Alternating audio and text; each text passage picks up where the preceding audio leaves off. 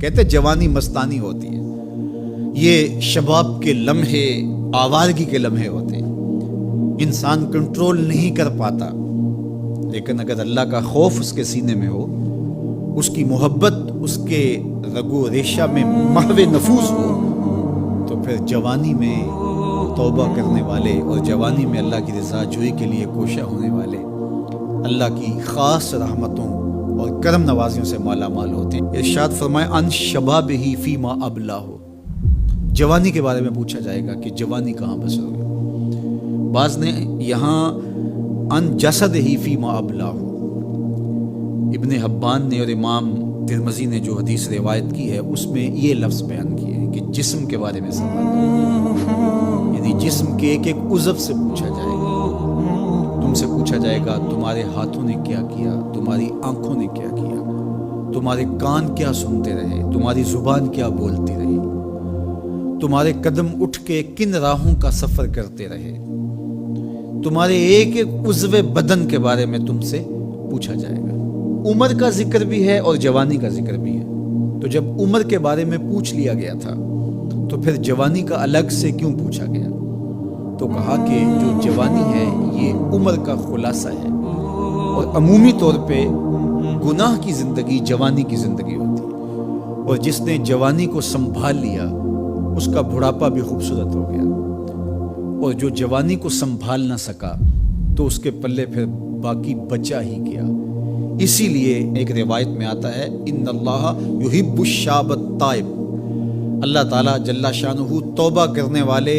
جوان سے بہت زیادہ محبت فرماتا ہے۔ نوجوان شخص جب توبہ کرتا ہے خوشی سے اللہ کا عرش بھی چھونے لگتا ہے، فرشتے بھی آفریں آفریں کرنے لگتے ہیں یہ کون شخص ہے۔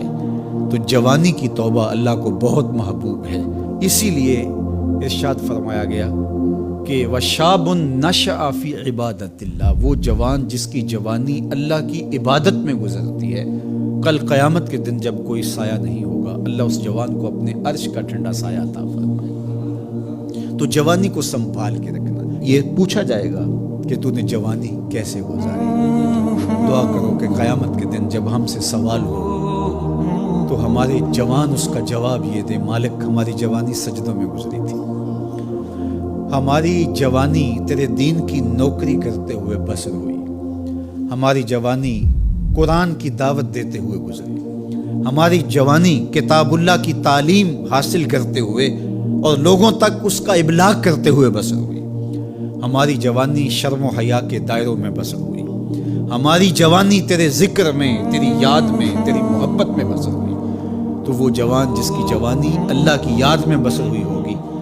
تو پھر وہ اللہ کو عرض کرے گا کہ مالک جوانی تو تھی، شباب کی جولانیاں تو تھی، میرے معاصر میرے ہم عمر شباب کی لذتوں میں کھوئے ہوئے تھے، لیکن مالک میری پیشانی سجدے میں تیرے حضور جھکتی تھی اور میری آنکھیں تیرے حضور آنسوں کا خراج پیش کرتی تھی، پھر میرا مالک اس جوان کو کتنی کرم نوازیوں سے مالا مال کرے گا۔ جوانوں کو جو اس وقت میرے مخاطبین ہیں میں کہوں گا کہ اپنی جوانی کو اتنا ستھرا اور پاکیزہ بنا لو کہ کل حشر کے دن شرمندگی نہ ہو کہ جوانی کو تو ہم سنبھال نہیں سکے، ہم دیوانے ہو گئے تھے، ہماری خواہشات بے قابو ہو گئی تھی، ہم اپنی عصمت کے جوہر کو محفوظ نہ رکھ پائے، ہماری نظروں سے حیا اور شرم کا جوہر اڑ گیا اور ہم آوارہ مزاج چوکوں گلیوں بازاروں اور تھڑوں کے اوپر بیٹھ کے جوانی کے قیمتی لمحے ضائع کیے۔ کہیں یہ جواب نہ دینا پڑے بلکہ اللہ کے حضور ہم یہ کہیں کہ مالک جوانی تو تھی،